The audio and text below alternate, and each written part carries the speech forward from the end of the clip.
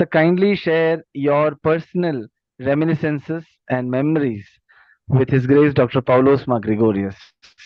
Yeah, absolutely. I was a research scholar in the University of Delhi, and I one of my classmates was Joyce, KP Joyce, and Dr. KP Joyce, and she was a goddaughter of Father Gregorius, and one day she came up to me and said that, see, uh, Father wants to. She introduced him to me for the first time, and she said that Father would like to meet you. I said, why? She said, you just come. We'll go together, and he wants to meet. We are forming a sort of a group, and we need people like you who go around and are participating in different things. So uh, you will have some knowledge of what he wants. I said, okay. So to my surprise, I was taken by her, Dipali Di, and Jayadi, uh, and Nutan, and Dr. Nutan Bharti, uh, to this hospital, Holy Family Hospital, where he had been admitted recently for his major ailment at the time. I think you must have discussed that at many other meetings. What I saw really surprised me. There was this person sitting on the bed, being made comfortable by nurses and doctors. In one corner, there was a slab on which there was his laptop, which was open and looked like he had been working on it. It was an environment totally unlike anybody else's hospital room that I would say where a person has been admitted for something major. And all of us were standing around his bed, and we were talking to him. I introduced myself, and all the others uh, introduced themselves to me.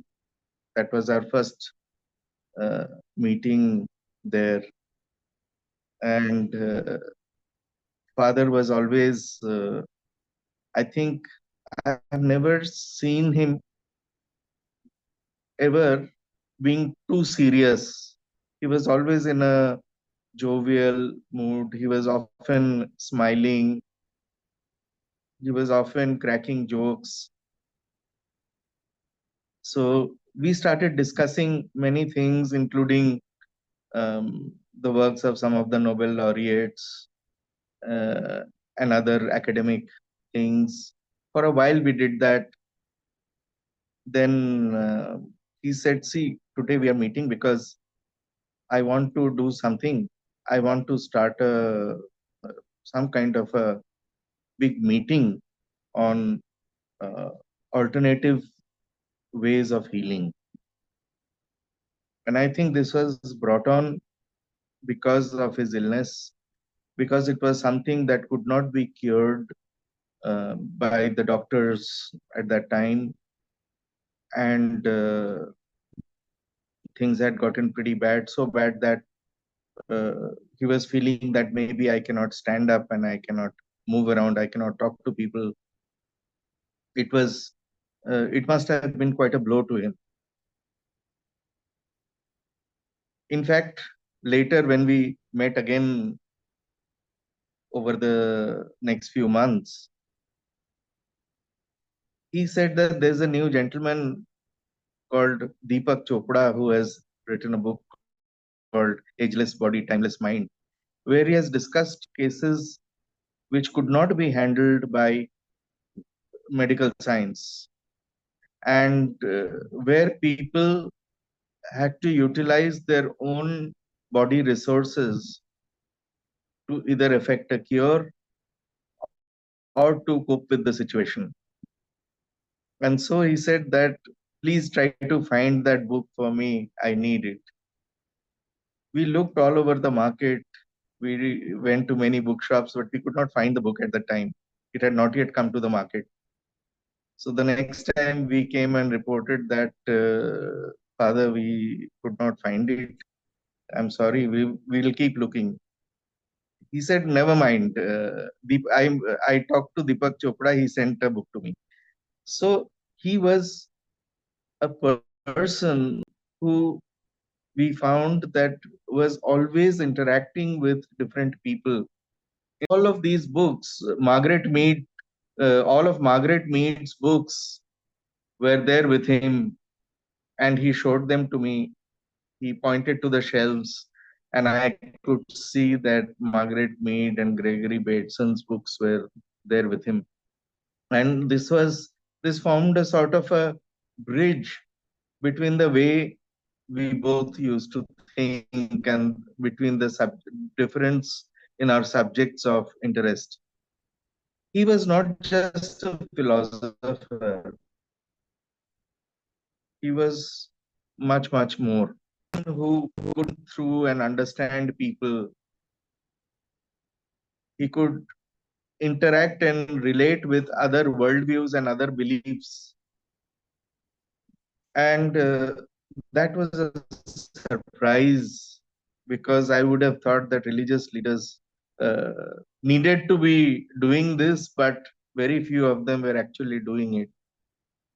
And he took us through a journey during the period that we knew each other, and which I will relate later, to many of these things. So eventually, after our discussion uh, on this conference that he was going to hold on alternative systems of healing, you see, at that time, few central government health centers had at least 2 or 3 different systems of healing available in their um, periphery, which people first time father was thinking of bringing in all the other different systems of healing that were available to us from different people, from different belief systems, from different countries and areas on one platform. And eventually he called this medical anthropology and alternative systems of healing. He told us all to give him names and to suggest things that we might do. But I think the majority of the work was done by him. He would tell us things, give us names, from auto urine therapy uh, to the use of prosopis and other bee venom for different kinds of healing, through chakras and other kinds of healing, to using ultrasonics, magnetic therapy, and many other things. So he needed a large space, and he was able to, I think, garner some funds from different sources. And we held, uh, I say we, but actually we were in a very minimal kind of an organizational setup. We were only suggesting and having meetings to suggest about how to do things. But the main vision was his, and he pushed it through. What he did was that we would have active sessions through the day. In the afternoons, buses had been organized from Delhi to come to Surajkund, where the conference was being held. And at Surajkund, then a lot of healing tents had been put up, where people were delivering their own healing systems, I think, free of cost. And we could go to any one of them for any ailment and get something done that we needed for that. There was a lot of literature distributed, and at the end, there was a lot of discussion from different people who had been practicing and using these healing systems. And he put out a document that I cite even today in my classes, the first ever document where he had proposed that all government centers should have multiple centers of healing, should be multiple centers of healing. The concept that Ayush is working on today, I think he's the one who first envisaged that this is has to be done. And and with his vast knowledge of these systems, uh, including the Arya Vedasala and everything else, I think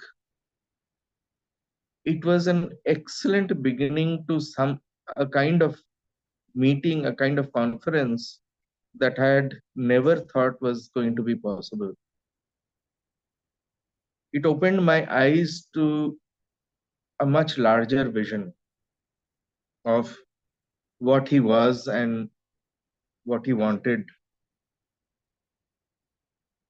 I think there is much more to this because we grew closer after this event and we kept meeting regularly. We often interacted about different philosophies because quite a lot of people were there in his group and he was himself a philosopher. And we discussed philosophy, but we were also discussing all kinds of other things about society, about life.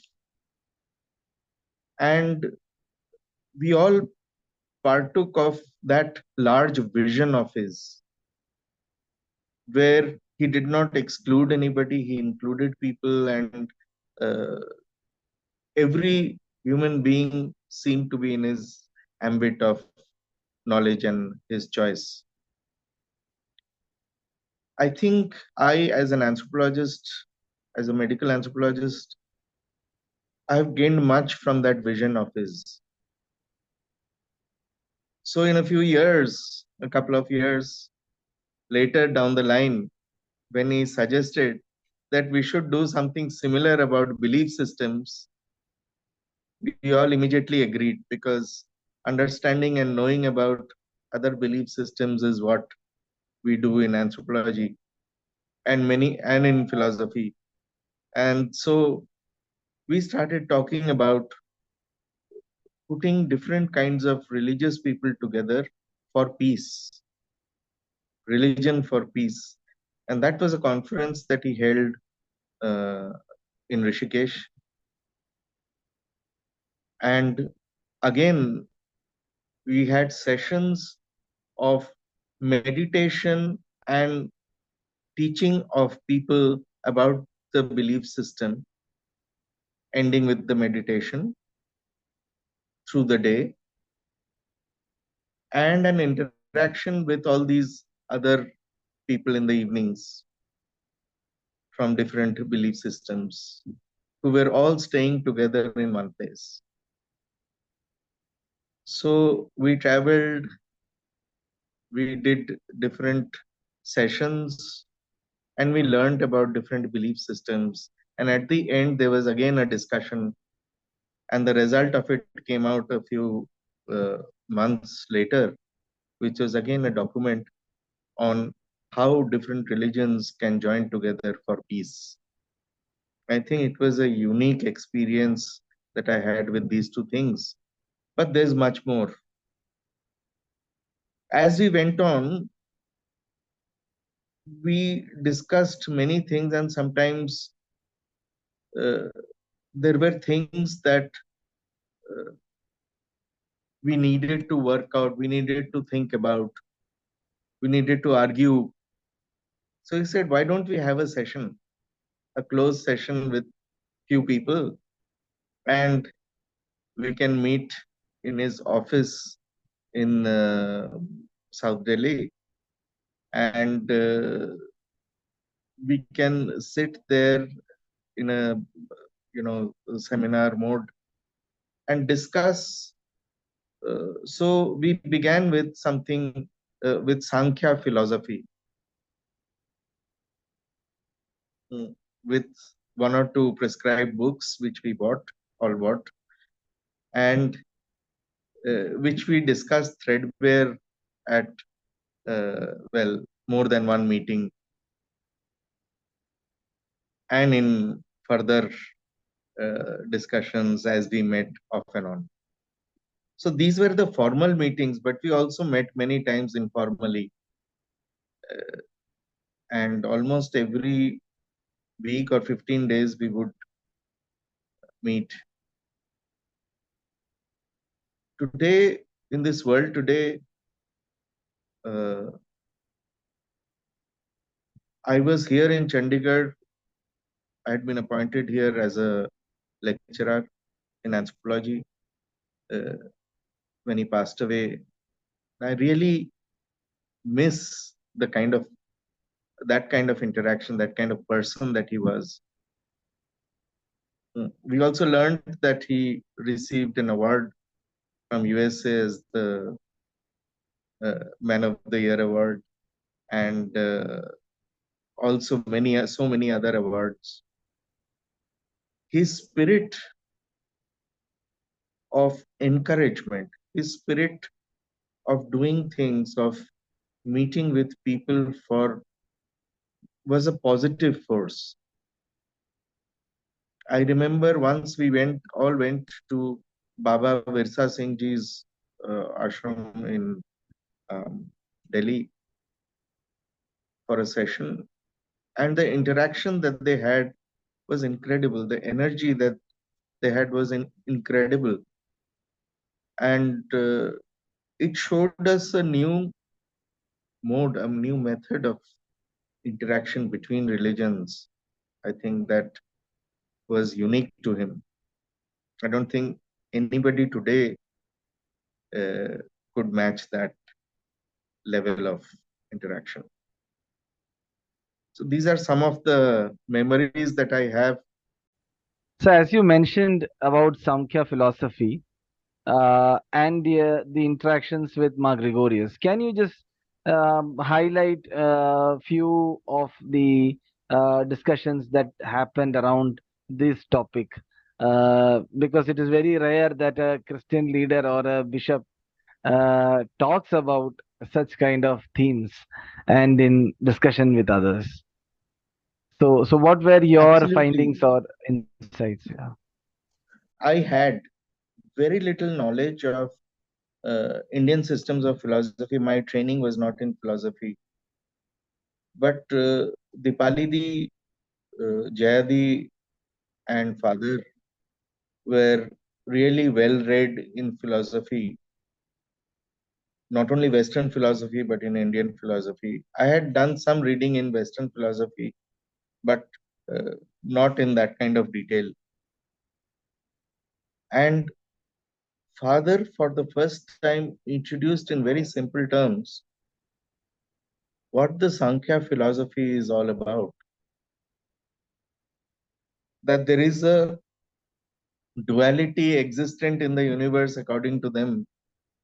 And this duality does not get unified at any point. It remains a duality. And this is a kind of philosophy that I did not expect to, uh, for an untutored person like me to uh, really come across in the normal course of events. I think because of him, I have a real fondness for reading into these different philosophical systems, uh, which he has inculcated in me. And then the three of them, Dipalidi, Jayadi, and father, got into a detailed discussion of each and every aspect of that philosophy. I can't say that we participated so well at this stage because we really did not know so much, but we listened. and some of that listening got absorbed within us. We put in our own questions when and where we could. It was not technical, it was a philosophy that he meant for everyone to understand at their own level. And therefore, I think the jargons were kept to a minimum and he simplified things for us. And that is why I could understand enough of it to at least speak of it uh, right now. When he spoke of Margaret Mead, he spoke of a real fondness. He said that they were very good friends of his, very close. He was very close to them. Uh, that is Margaret Mead and Gregory Bateson, and both of them were, uh, normally in Harvard, moving together, sharing things and talking about. He was especially interested in Gregory Bateson's concept of an ecology of mind. Gregory Bateson had written a book called Steps to an Ecology of Mind, and he had the book with him. And he often referred to it to talk of it and to understand. Probably, if somebody analyzes it properly, maybe somebody will find elements of that approach as a background to his Cosmic Man, which is the book that he wrote on. But uh, his understanding of these different systems gave him a width and a depth in his writings and his readings that was very intense. You can't read his books or his papers in one go, in one gulp. To go through them slowly and understand them word for word because they hide many things. They're very densely written. And I think you're doing a very good job with these interviews because this is just, I think, one major step in understanding the person and the details that he has put together for the rest of humanity, uh, that we need to slowly uncover and unravel. This what according to you was his vision about the world in general? I would be an expert on that because his work is very philosophical and Yeah. very detailed. But I'll talk from my experience with the conversations I've had and with the way he used to interact and with the things he did. He was a person who was very, very grounded. He wanted not just philosophy, but also philosophical outcomes that could be practically utilized by human beings at the ground level. And so his idea was that philosophy should engage us to you know enlighten us, to show us different ways and pathways, but also to understand the place of human beings in nature. I mean, he used to talk of Teilhard de Chardin, man's place in nature. Mm. We've also talked of Lovejoy as the great chain of being. And I think all of these books are there in his library, uh, among many others. But it wasn't just philosophy. He spoke of everything, all of life, all of nature, all of biology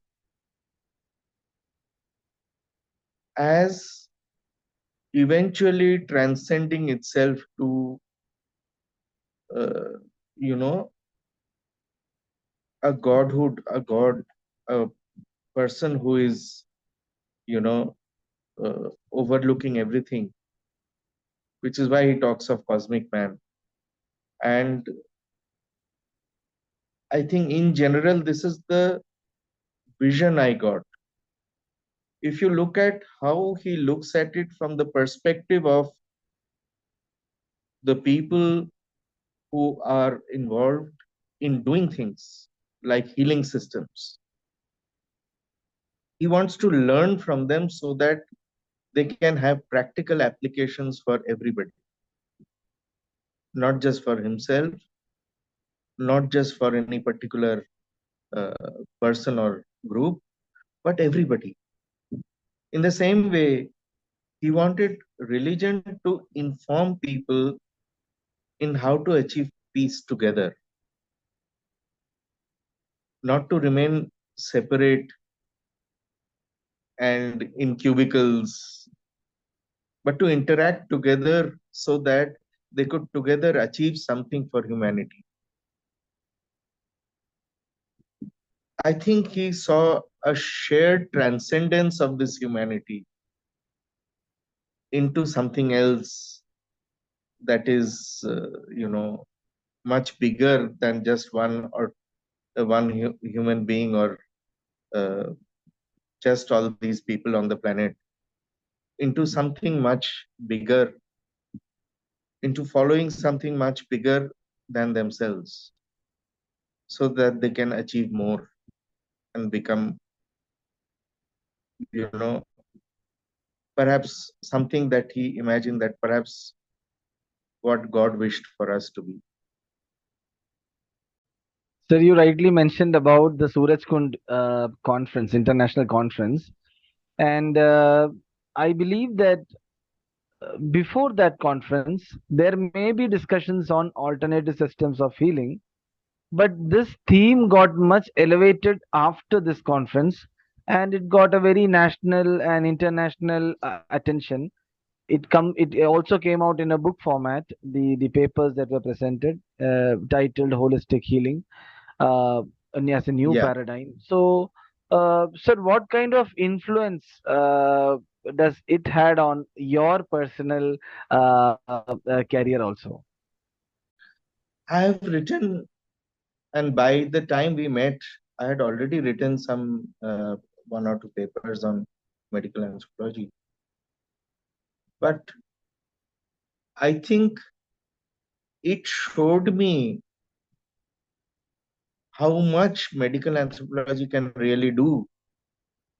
He showed me in practical and real terms that what these alternate systems of healing can do to a large number of people, which had never been tried before. And so it informed my writing, my teaching, that this is the vision of a medical anthropology, that we are only thinking in terms of small communities or small numbers of people knowing, which is our anthropological way of doing things, into something that can transcend this and become something much larger. I think uh, this vision will stay with me through not just my writings on medical anthropology, but also in terms of everything that I'm doing today. I'm thinking in larger scales of things than I would earlier be thinking, I think because of father. So, just adding to that question, has that Yeah. conference or the discussions made you ever realize that a doctor is or a physician is much above the so-called parameters of medical systems or anthropology ideals? The role of a doctor or a physician is much, much more above. Uh, I think it was just the opposite. Okay, okay. It was about giving healing systems back to the public Yes, rather yes, than leaving it in the hands of a few specialists. yes. He wanted to say that, look at my case. They made mistakes. And why did they make mistakes? Because They did not consult enough number of people. They did not do the rethinking that was necessary because it was not in the system. Eventually, he was, and today, I think this is the trend that we see in medical anthropology, that people fail in one system, they look at other systems only then. He wanted them to look at other systems right from the word go, right from the word go. And this is why I think a couple of my students have worked on some of these aspects, how people from allopathic systems and Ayurvedic systems can interact in solving patient care.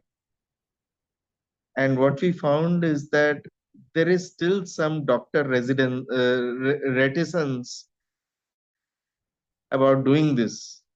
Why? Because they feel that their own system is enough to cure a person. They cannot admit that my system may be insufficient. I need to consult others.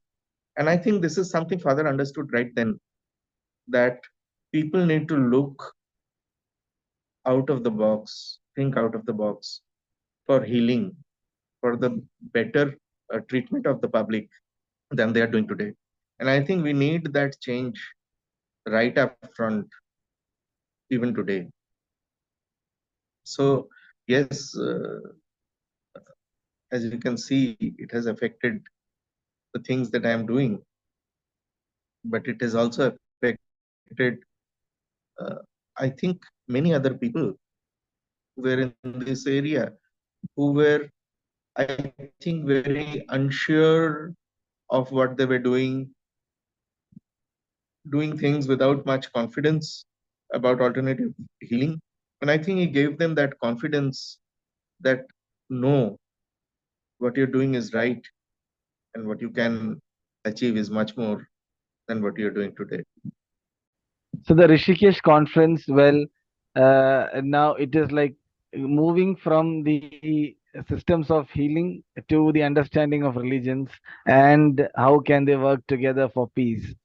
And this conference was also an eye opener, especially to the youngsters who attended that conference at that particular point of time, where they interacted with enlightened minds and received what they cannot receive from reading so many volumes of books. So, Yes, uh, that memory, how do you cherish till now? I think what he said was that we cannot go through different texts and hope to understand religion. We have to practice it. And for people from different religions to practice and to understand each other across religions, he found the simplest to be some explanation of the religion, a very brief explanation of the religion, and a meditation session from the viewpoint of that religion. A real hands on ground level work where we all people, and I know for a fact that uh, there were different people who came from across the world. There were actors, and there were some, I think, quite well known people and people practicing homeopathy. Uh, Muhammad Waiduddin Khan and so many others who came to teach us about. Today, we are talking of in a very different manner, and this cannot be uh, something that will, uh, you know, long lasting for peace. We have to break out of these shells and interact and talk to each other before that will happen. And the more people who talk, the more people that interact, the better it will be for belief systems across the world. And that is what he saw right then. He saw, again, if you look at it from the viewpoint of the cosmic man, then he saw them all interacting together for the greater good of humanity, for rising above these local and regional and national issues and becoming much bigger than that, becoming a transcendental human being. So, as you earlier mentioned, that you witnessed a few events where Mark Grigoris was in very ease while interaction with other religious leaders, especially with Baba Virsa Singh, Maulana Wahiduddin Khan, His Holiness the Dalai Lama, and Yes. which was beyond all the so-called apprehensions that people have regarding one's own culture and religion. So, what do you think that was his motive or was his inspiration for having such a cordial relationship with each other of so big stature of religious leaders? I think he felt that even uh, major religions as well as cult leaders who have become successful through uh, good practices of their own belief systems